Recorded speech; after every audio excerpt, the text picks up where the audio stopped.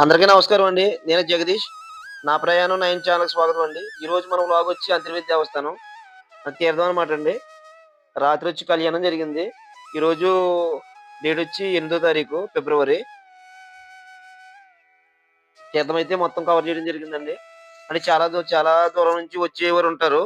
రానివారు కూడా ఉంటారు కదా! వారందరి కోసం ఈ వ్లాగ్ చేయడం జరిగింది.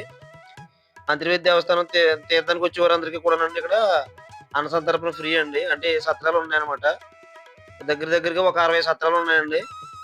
అన్ని సత్రాల్లో కూడా భోజనాలయి చాలా పెడతారు. ఈ వ్లాగంతా కూడా చివరి వరకు కూడా చాలా ఆహ్లాదకరంగా, చాలా హాయిగా ఉంటుందండి. మనకొచ్చి కోపనాథ కృష్ణమ్మ గారు విగ్రహం చూస్తున్నాం కనిపిచ్చేది.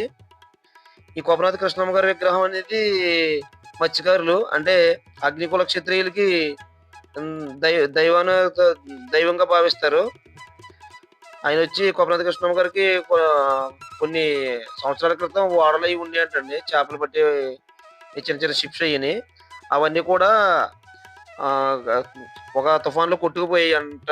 అయి కొట్టుకుపోయినప్పుడు అవి వచ్చేస్తే అంతర్వేదిలో అప్పటికే లక్ష్మీనరసింహ స్వామి వారు ఉన్నారంట. చిన్న గుడి ఉండేదంటండి. ఆ గుడిని పెద్దగా కట్టిస్తానని ఆయన మొక్కుకున్నాడంట. అవి నిజంగా కూడా ఆయన దగ్గరికొచ్చేసినియంట. ఆయన అనుకున్న రేవు దగ్గరికి తుఫాన్‌లో చిక్కుకున్న కాడ వచ్చినియంట. అప్పుడు ఈ ఆలయాన్ని అయితే ఆయన నిర్మించడం జరిగింది.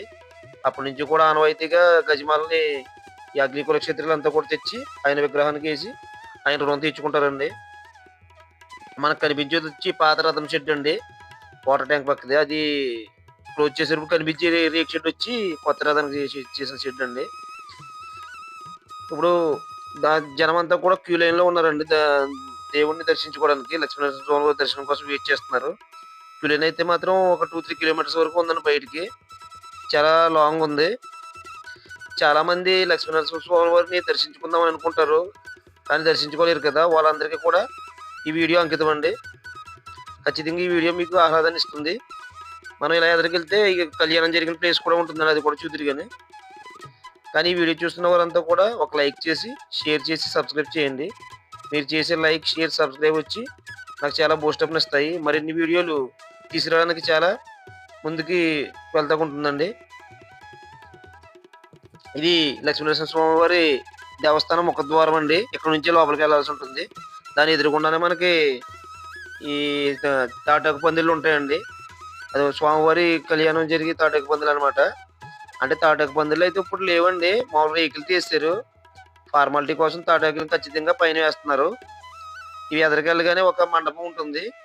అంటే స్వామివారు టెంపుల్‌కి ఎదురుగుండానే ఉంటుందనమాటండి అది.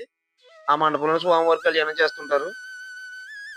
ఈ కళ్యాణానికి నైట్ చాలా మంది లక్షల్లో భక్తులు హాజరవుతుంటారండి. ఈ కళ్యాణ అక్షంతలొచ్చి పెళ్లి కాని వధూవరులు ఎవరైనా ఉంటే పెళ్లి కాని వారు యేసుకుంటే త్వరగా పెళ్లవుతుందని ఇక్కడ ఒక నమ్మకం. దానికోసం పెళ్లి కాని వారంతా కూడా నైటు చాలా మంది వస్తుంటారు. వాళ్ళ పెద్దలు తీసుకొచ్చి ఇక్కడ కూర్చోబెట్టించి అక్షంతలేసి తీసుకెళ్తుంటారు. కొంతమందైతే రాలేని వాళ్ళు అక్షింతలు తీసుకెళ్ళి మరీ వాళ్ళకేస్తుంటారనమాటండి. రాత్రంతా చాలా బాగా నలిగిపోయారండి జనం. ఆళ్ళందరూ కూడా పడుకొనున్నారు. ఇదేనండి మనం కనిపించే మండపం వచ్చి. కనిపించే దాని మీదే మనకి స్వామివారికి కళ్యాణం చేస్తారనమాటండి. జనమంతా కూడా అక్కడికొచ్చి దండం పెట్టుకుంటున్నారు. ఈ వీడియో ఇంతటితో ఎండ్ కాదండి. చాలా ఉంది వీడియో. చివరి వరకు చూడండి.